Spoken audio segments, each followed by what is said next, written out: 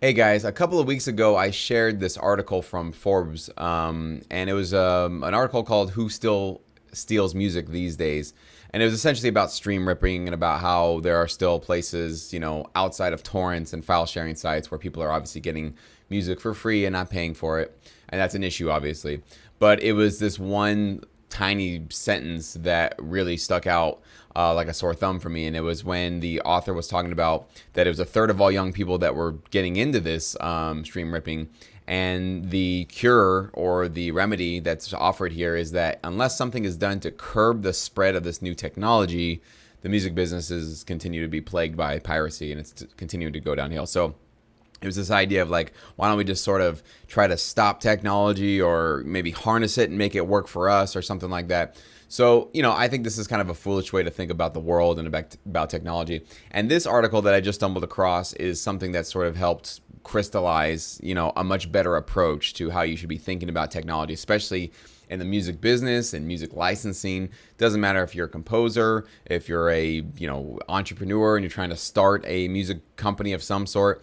I think this article, which the link is down below, will absolutely steer you in the right path, right? It doesn't give you an exact idea of what you should do, but as far as like a philosophy or a mindset to have when you're thinking about disruptive exponential technology that's starting to develop right now, it's just a great way, a great article to think about these things that are happening. And this is from a website called SingularityHub.com, and I recommend everybody check that out, bookmark it, visit it on a weekly basis. There's so much bad news in the world. This is basically the good news center. It's basically all the stories from around the world where, technology is making things better, where cures are being found, or, somebody's like regaining sight or vision or hearing, or they're regaining use of their limbs or something like that. I mean, just ridiculous, awesome, good news happening from technology. So this article is called "Why Every Leader Needs to Be Obsessed with Technology."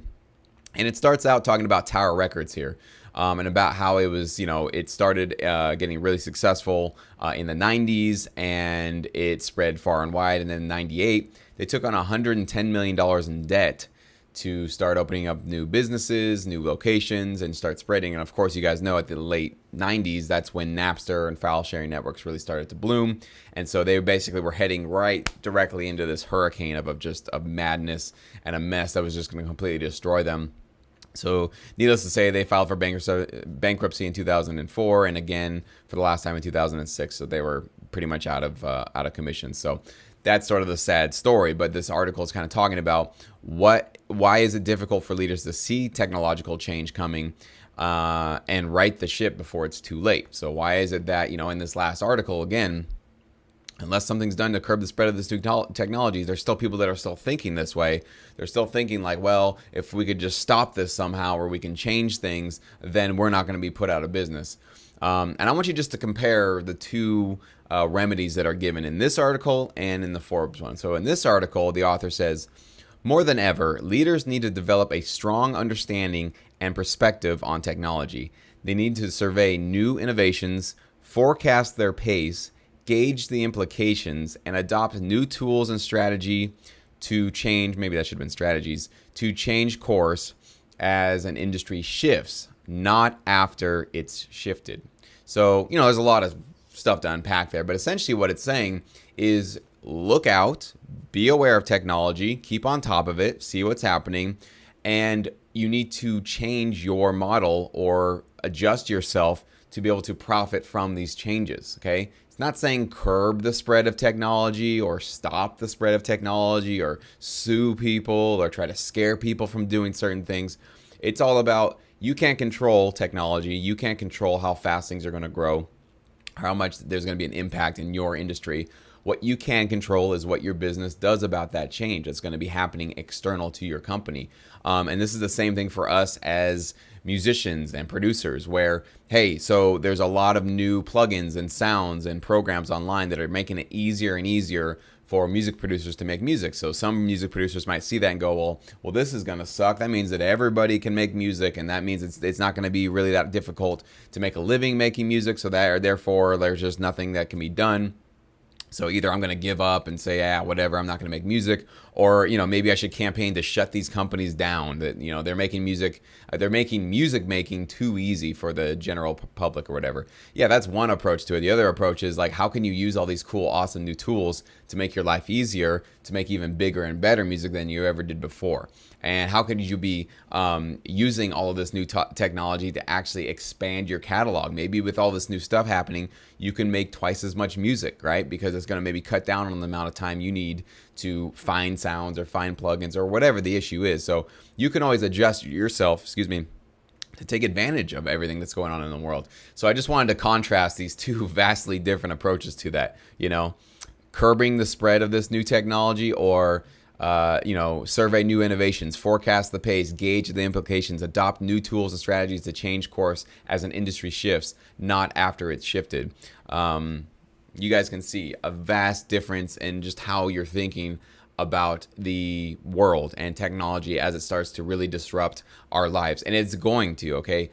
Sorry to be a news flash here if you haven't really already picked up on this, that technology has completely changed us as human beings. Like, our social lives are completely different than they were 5 years ago, 10 years ago. And guess what? In the next 5 or 10 years, our lives are going to be even more radically different. I don't know where we're going to land up in this thing, but we're definitely going into new territories. It's kind of the Wild West here. And we don't know where things are going to land. But one thing that is always consistent is there will always be change, right? That's the one thing you can count on every day when you wake up. Some new technology will be developed.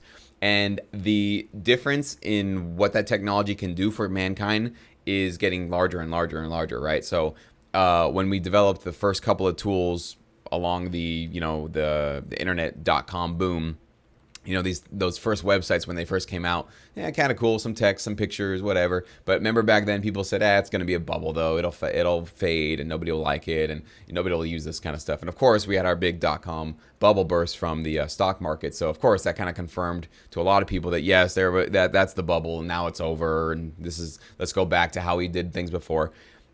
And then what started happening, online retailers started taking hold of it. PayPal blew up. People started paying for things. eBay got big. Amazon is huge. Amazon's, taking over the world right now. Everybody's buying everything essentially from Amazon and now getting their video content and music from them and everything, right? And now they just took over Whole Foods. So, there's obviously, every time you see the next stage of technology, it's building on the previous generation, and so it's getting bigger and bigger and bigger and bigger, and it's more impactful and more impactful. So if you're freaked out now by how much change is happening, sorry to tell you, it's going to get even more crazy as time goes on.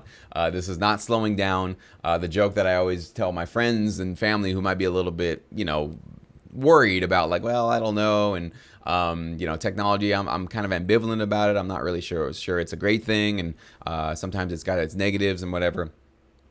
My point always is that it's not like Apple is going to come out, they're about to come out with their iPhone 8 here in a couple of weeks. It's not like Apple's going to come out and say, all right, guys, here's our iPhone 8 or whatever they're going to call it, and we are done. We will never make another iPhone. I think technology has gone as far as we possibly want to make it go, and we're cool. We're going to just hang up our labs. We're going to close down our shops. We're done. So enjoy iPhone 8, but that's it. No more technology, no more innovation, and we're not going to. You guys know that's never going to happen, right? No company, if they have the cash, if they have the motivation, if they have the incentive to push things a little further and try something and get a little more competitive and see how much more they can go with technology.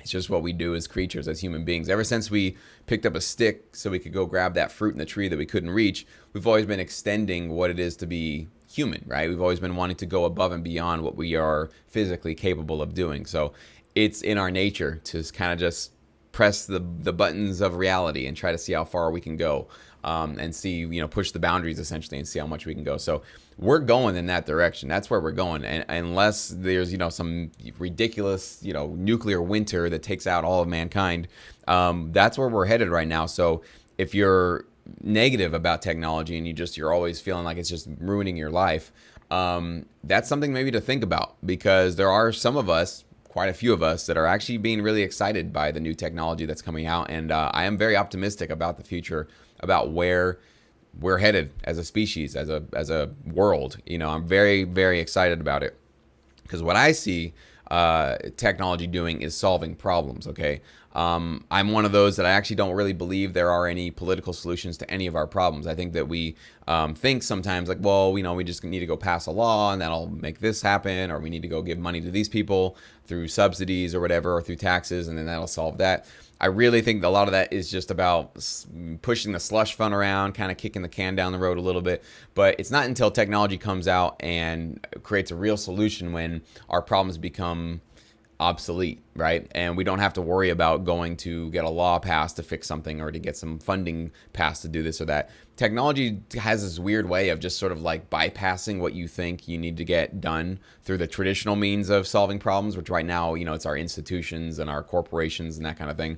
But, as technology marches forward, some kid in the basement who's, 18 years old is going to create some technology that will be able to diagnose people who have illnesses and be able to give them maybe a blood test from home. And, we probably already have a lot of that stuff right now, but it's going to get even crazier as time goes on. So I encourage you to go to a website like Singularity Hub, start getting maybe more educated about the positive things that are happening with technology. I'm not blind to the fact that, technology is ambivalent and it creates good and bad things that are possible in the world because it depends on which human being uses them, right? And how human beings use technology. Ever since we had fire, you could cook your food or burn down your neighbor's house. So I'm aware of the fact that technology is neutral and it's not inherently good or inherently bad.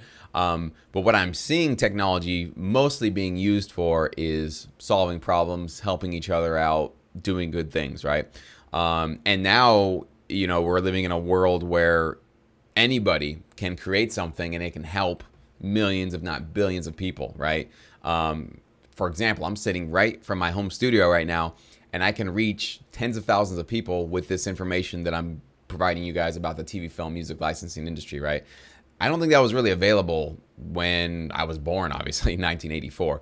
Not available back then. In the 90s, obviously, it wasn't available. 2000s, you could put a website up, but, social media wasn't there, and it wasn't a widespread availability. YouTube was just kind of getting started, and there wasn't this ability to talk to so many people. And so now we're finally in a place where I have a lot of knowledge that I want to share with a lot of people. And now I'm able to do that. I'm able to turn on my webcam. I'm able to hit a button and sit here and talk to you guys. And all this information and knowledge can go right directly to you. No middleman, no filter.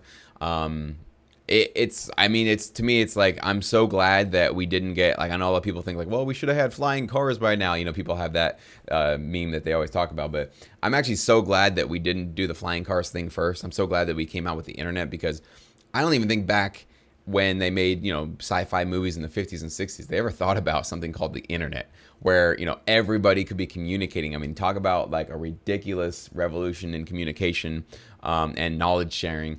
It's actually great that this came first before some of the more radical things that are going to, change the way that we transport and live and all that kind of stuff, because this basically gets us talking to each other first. This gets us sort of communicating in ways that human beings really never had before. We might have all been feeling the same thing before, but before, like if you lived on the other side of the country and I lived over here, there's no way we really could have this kind of communication and talk about whatever's going on in the world or what we feel about certain things. And so now people are actually able to finally communicate more directly than they ever have before. So this is sort of this community being formed of the world. So anyways, I'm ranting right now, so I don't want to go on too long about all this kind of stuff, but I just want to just show the dynamics and the contrast between, curbing and stopping the spread of technology, which sounds now very silly, compared to a little bit more of a nuanced appreciation for the power of technology and how you can adapt to it and make it work for you.